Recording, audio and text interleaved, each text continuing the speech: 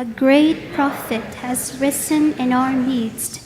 God has visited his people.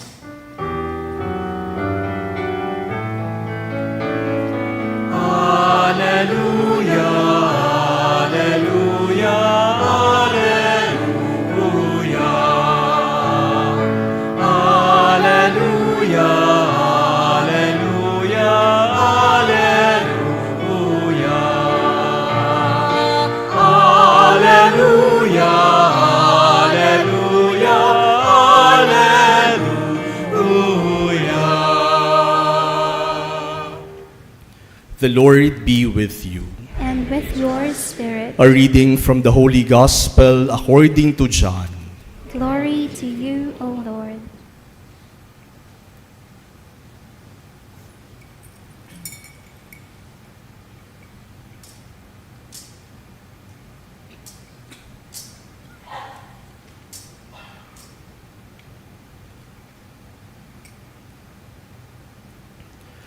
Jesus went across the Sea of Galilee. A large crowd followed him because they saw the signs he was performing on the sick. Jesus went up on the mountain, and there he sat down with his disciples. The Jewish feast of Passover was near. When Jesus raised his eyes and saw that a large crowd was coming to him, he said to Philip, "Where can we buy enough food for them to eat?" He said this to test him because he himself knew what he was going to do.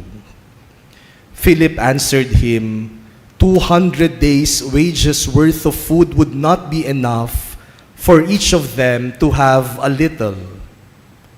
One of his disciples, Andrew, the brother of Simon Peter, said to him, "There is a boy here who has 5 barley loaves and 2 fish.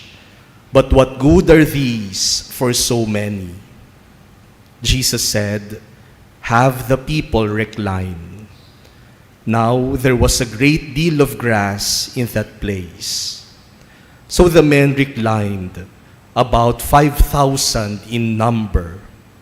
Then Jesus took the loaves, gave thanks, and distributed them to those who were reclining, and also as much of the fish as they wanted. When they had had their fill, he said to his disciples, "Gather the fragments left over, so that nothing will be wasted." So they collected them and filled 12 wicker baskets with fragments from the 5 barley loaves that had been more than they could eat. When the people saw the sign he had done, they said, "This is truly the prophet, the one who is to come into the world." Since Jesus knew that they were going to come and carry him off to make him king, he withdrew again to the mountain alone.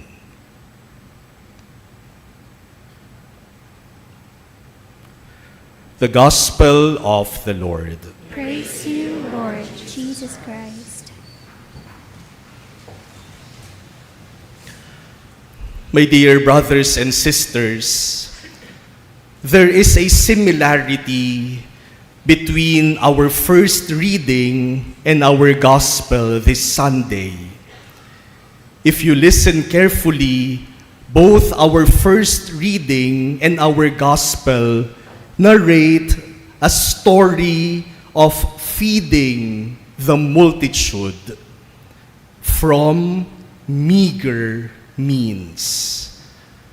Himala ng pagpapakain sa napakaraming tao mula sa iilang pirasong tinapay at isda. In our first reading, a man brought 20 barley loaves to the prophet Elisha. And from those 20 barley loaves, the prophet was able to feed 100 men. And in our gospel, a boy brought to Jesus 5 barley loaves and 2 fish. And from these, Jesus was able to feed 5,000 men, not counting women and children. But while it is already amazing that God was able to feed thousands of people from meager means, what is even more amazing is the fact that in both stories of our first reading and gospel, after feeding many people from very few pieces of loaves and fish, there were leftovers.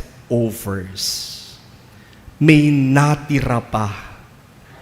In our first reading, that was the promise of the Lord to the prophet Elisha.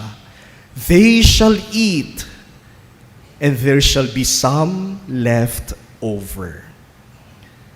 And when they had eaten, says our first reading, there was some left over, as the Lord had said.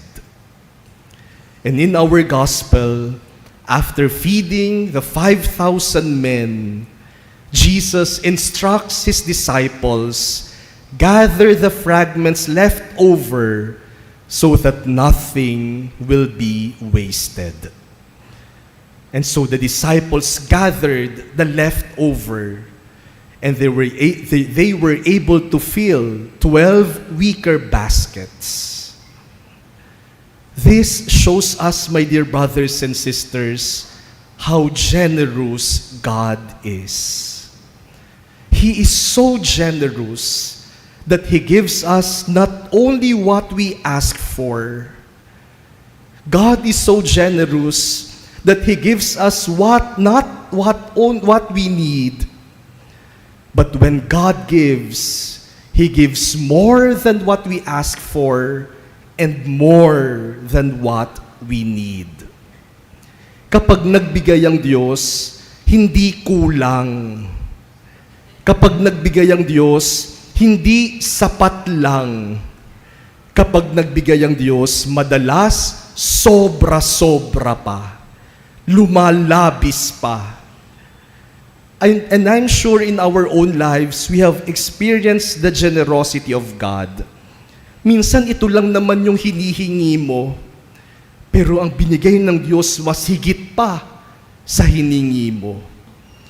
Ganyan magbigay ang Diyos. Labis-labis, sobra-sobra. That is why the instruction of Jesus makes sense. Gather the fragments left over so that nothing will be wasted. Because God bestows many gifts, many graces, many blessings. We should not waste any of them. Kaya mahalaga yung sinasabi ni Jesus, tipunin ang mga sumobra para walang masayang. At yan ang mahalagang aral para sa ating lahat ngayong linggong ito. Huwag magsasayang. Huwag mag-aaksaya. Huwag nating sasayangin ang biyaya ng Diyos. Huwag nating aaksayahin ang biyaya ng Diyos. Do not be wasteful. Because Jesus tells each one of us, nothing should be wasted.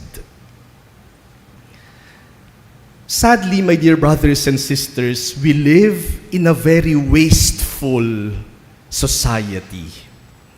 Sa panahon natin ngayon, maraming nasasayang, marami tayong sinasayang, at marami tayong inaaksaya. Simulan po natin sa mga natural resources. Tubig. Naku, napakaraming tubig ang naaaksaya. Kapag naliligo tayo, kapag nagtututbrush, kapag naghuhugas ng pinggan, minsan hindi tayo mindful sa tubig na nasasayang. Kahit na may sira, may tulo ang mga tubo, we do not care. Kuryente, naku yan, madalas ding masayang. Mga ilaw na bukas kahit wala namang gumagamit. Aircon na bukas kahit wala namang tao sa kwarto. TV na bukas kahit wala namang nanonood. Sayang ang kuryente. Alam po ninyo, malalaman lamang natin ang halaga ng mga bagay na ito kapag tayo ang nagbabayad para sa tubig at sa kuryente. Nung na-assign ako sa Manila Cathedral, gulat na gulat po ako nung matanggap ko yung bill ng kuryente at ng tubig. Yung kuryente sa loob ng isang buwan, 300,000 pesos. Yung tubig sa loob ng isang buwan, 100,000 pesos. Tubig at kuryente pa lang, halos kalahating milyon na. Kaya kapag umiikot ako sa loob ng Manila Cathedral, patay ako ng patay ng ilaw. Chinecheck ko ang mga CR, ang kitchen. Baka may tumutulong tubig, sayang naman. Baka maibaba yung bill dahil tinipid at iningatang mabuti. Maraming nasasayang na pagkain. Naku yan. Ang daming nasasayang. Marami kasi sa atin yung tinatawag nating takaw tingin. Naku, masarap to, masarap to, masarap to. Hindi naman pala mauubos. Sayang ang pagkain. Tingnan lang po natin sa ating mga sariling tahanan, gaanong karaming pagkain ang nasasayang at tinatapon na lang. Mga simpleng bagay na sinasayang natin, papel. Minsan pwede pa namang gamitin, tapo na agad yung papel. Alam niyo po si Cardinal Chito Tagle, mahilig mangolekta ng used papers. Used. Kapag yung isang page na gamit na, itatabi pa niya yon. Sasabihin niya, sayang naman yung likod, pwede pang gamitin. At yung mga drafts ng kanyang mga letters, outline ng kanyang mga talks, nakasulat sa likod ng used paper. Walang masasayang. Pera, naku yan, marami tayong perang nasasayang. Because we spend so much on useless things. But we also waste a lot of time and energy. Yung ating oras, yung ating lakas, nasasayang din kapag ginagamit natin yung ating oras at lakas sa mga wala namang halagang bagay. Kaya, pagdating sa mga mahalagang bagay at mahalagang tao, wala na tayong oras. Wala na rin tayong lakas. Because we have wasted our time and our energy. We also waste a lot of relationships. And we also waste a lot of people. How many relationships and how many people have we thrown away because we consider them as trash, basura? We throw away people who are no longer useful to us. Kapag yung tao wala ng pakinabang, tapo na, basura na yan. We throw away relationships that we do not benefit from. Kapag wala na akong pakinabang, wala na akong nakukuha sa relationship na ito, wala nang silbi yan. And so we waste a lot of people and a lot of relationships. And many times, we also waste the love of God for us. We waste our faith in God. That is why St. Paul in our second reading today makes us realize there is only one body, one Spirit, one Lord, one faith, one baptism, One God and Father of all. Nag-iisa lang yan. Huwag mong sayangin. My dear brothers and sisters, today let us check our own lives. Am I wasteful? Marami ba akong naaaksaya? Marami ba akong nasasayang sa aking buhay? Ano ba yung mga naaaksaya natin? At ano ba yung mga sinasayang natin? Jesus gives us a very practical lesson this Sunday. Do not be wasteful. Gather them so that nothing will be wasted. Tipunin ang mga biyaya ng Diyos kasi baka magamit pa, baka ma-recycle pa, baka mapakinabangan pa ng iba.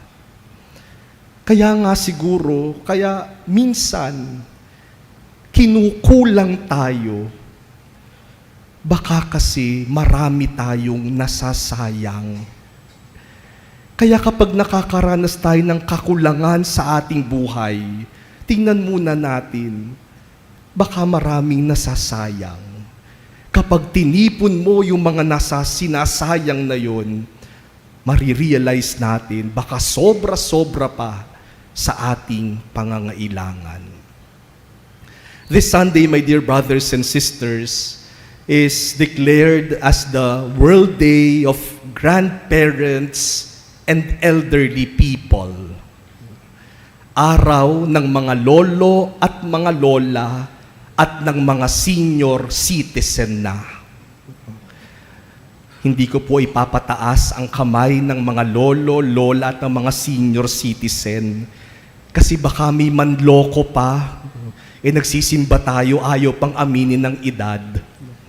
But this Sunday is the World Day of Grandparents and Elderly People because last Friday, July 26, we celebrated the feast of Saints Joachim and Anne. Saints Joachim and Anne were the parents of the Blessed Virgin Mary. And because they were the parents of the Blessed Virgin Mary, they were the grandparents of Jesus. Kaya si Jesus may lolo at lola din, si Saints Joachim and Anne.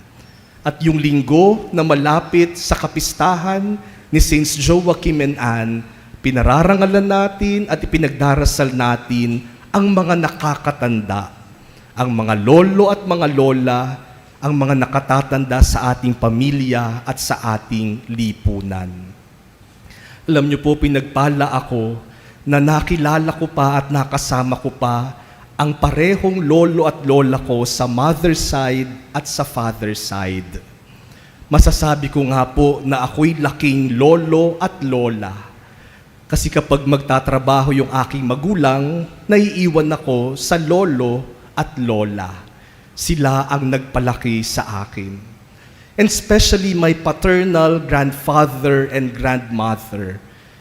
Yung aking paternal grandfather was a karpintero.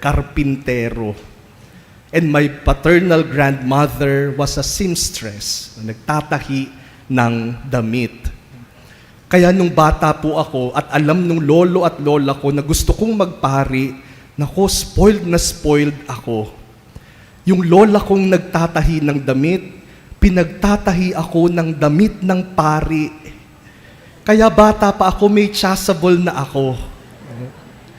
Yung lolo ko na karpintero, naku, lahat ng gamit ng pari meron ako. Meron akong tabernacle na gawa niya. Meron akong altar na gawa niya. Meron akong insenso na gawa niya. At sa lolo't lola kong ito, natutunan ko ang dapat walang mag-aksaya. Because as they practice their trade, I saw that in their trade, it is important that nothing should be wasted.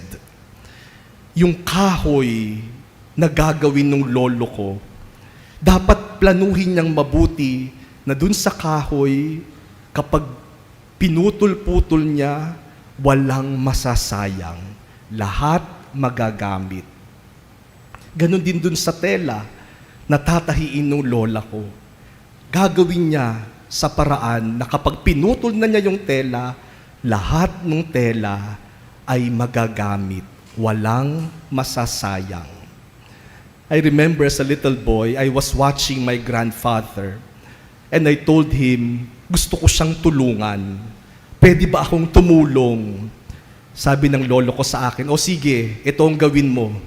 Binigyan ako ng mga pakong baliko at pinatuwid niya sa akin para magamit pa din. Walang masasayang. My dear brothers and sisters, as we thank God for His generosity to us, as we thank God for the abundance of His blessings to us, let us also today make a promise that we will never waste His blessings. Hindi natin sasayangin ang biyaya ng Diyos. We will not waste anything, but we will gather them. We will make full use of them, and we will share them to others.